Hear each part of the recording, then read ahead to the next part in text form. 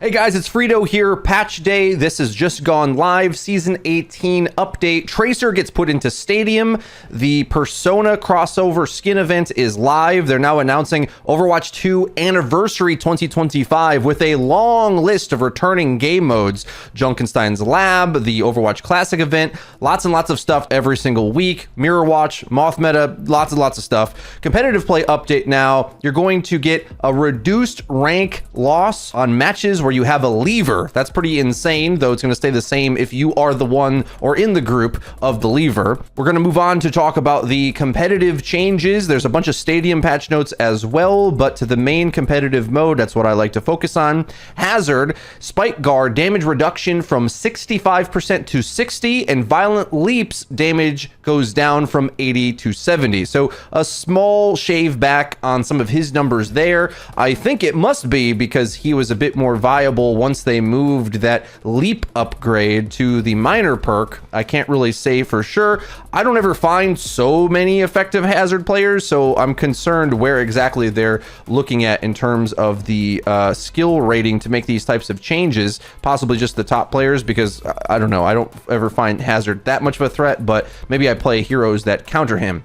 Ramatra's Nemesis form gets its bonus armor kicked up ever so slightly from 250 to 275. Keep in mind, in the Season 18 changes, he got some of the most significant nerfs of any tank. Mainly, there being a full second delay between his ability to block, which is manageable, but something you have to play around entirely, so a little bit of extra juice on the Ram Man. Roadhog gets an insane buff. Why are we doing this? Scrap gun, primary and secondary fire, critical multiplier increased from 1.5 to 2 times. Take a breather's resource regeneration rate increased from 10 to 12.5 a second. I don't understand why we want to completely revert the rework on Hog, then buff up his numbers to give him back the really lethal one-shot combo on a lot of characters anyway. So if you hit headshots, either now with the ranged fire, which is way more lethal now to the head, you're just going to delete lots of characters if you hit the money shot, but also your ability to follow up kills with the hook combo is going to be way easier now if you hit enough shots into the head, because this going up by 0.5, remember there's lots of pellets in the gun, so pretty insane damage increase. He's going to one-shot things again, which I thought they didn't want him to do. That's why they took the trap away. Anyway, take a breather, sick ability, very strong, even better now.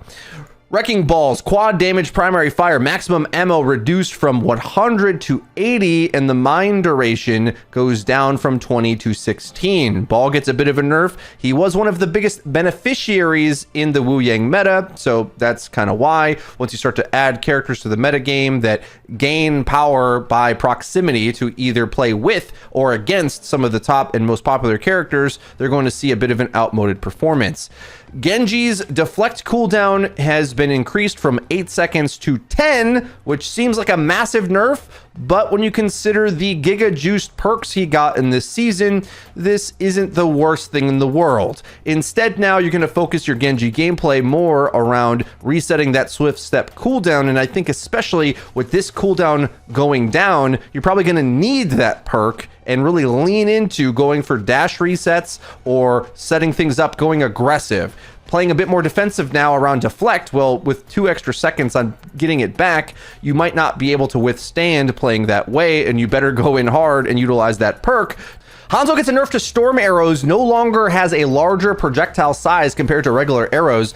I kind of forgot this was the case. Like, no wonder storm arrows feel easier to hit. They'll be the same size now. Yeah, pretty big nerf for those of us who can't aim that well.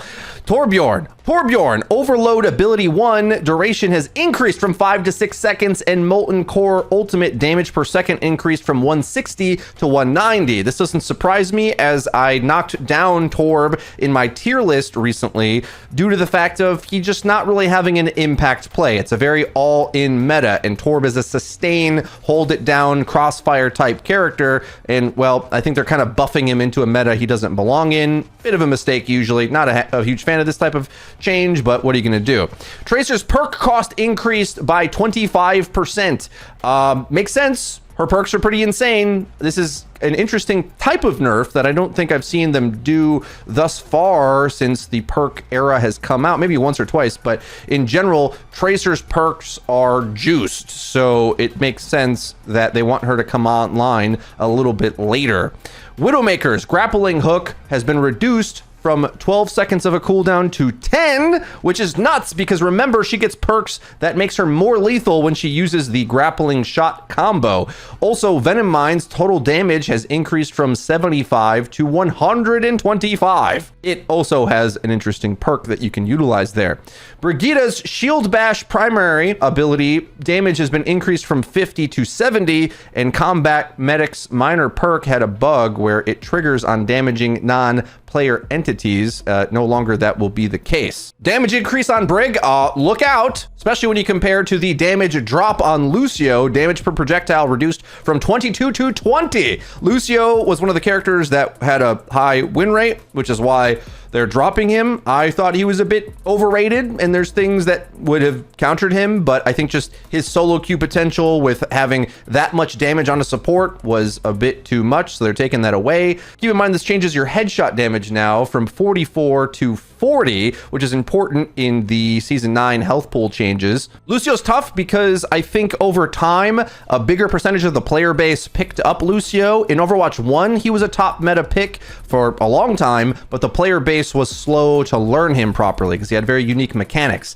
Nowadays, 9 years later, there's lots of really solid Lucio players out there who can utilize his skill set, and especially since he is another one of those DPS light style supports, his skill stealing is rather amazing. Wu Yang's rushing torrent cooldown has increased from 7 to 8 seconds. That is pretty important considering how often you like to use it. And Guardian Wave's healing amplification duration reduced from 4 to 3 seconds. Remember, there's a perk that makes rushing torrent activate more resources for you, so you will be able to spam that less often. Anytime that a mobility style ability gets a longer cooldown, I tend to lean more towards using it very carefully, whereas if it's at 7 seconds, well, you can kind of just run in and out because your time between uses won't be that long. But if it's at 8 seconds now, that can definitely get you locked down, whereas Wu Yang can be pretty tough to lock down for a lot of characters if he's bouncing around on his skates. The heal amp effect going down to 3 seconds is quite a nerf, but I think as well there's probably a whole lot of stats on this character that don't really count because a lot of the players don't really seem to know how to play him. Like, maximizing the heal amp effect isn't something that I think I see most players do. Of course, it's in my guide video as one of the strongest things he can do for the team, but it's not really the thing I see commonly used. As it turns out, if you give a DPS style attack to a support, that's all a lot of people want to do, and they don't really manage the rest of the kit. The same thing happens with Kiri, of course. Is the Wu Yang meta over because of this? No. Between his attack, mobility, and ultimate, still one of the top supports for sure. Guys, that's everything for the main changes. I'm not going to go over Stadium because I don't want to cover it. I don't think I'd sooner cover Marvel Rivals, I think, as a alternate mode. For now, I'm just kind of focusing on the main game of Overwatch, but I do want to get on to making some Marvel Rivals content as well. But in any case, because there was a patch update, send in new replay codes. I did watch most of the ones that were sent to the old link. There is the same link, but it'll add on to the list of replay codes for me to watch. Send me in games playing on the new patch where you either want to get coached for any mode, really. The best thing to send in is a loss where you thought you played well, or just to share something with me, something you thought was interesting, something crazy or interesting happens in your game, or if you just want to show off, that's cool too. Send it into the link in the description. And if you enjoyed this video, please be sure to leave it a like, and don't forget to click subscribe and the bell icon to actually get notified when my videos come out. That's been it for me. I've been Frito. I'll see you guys next time.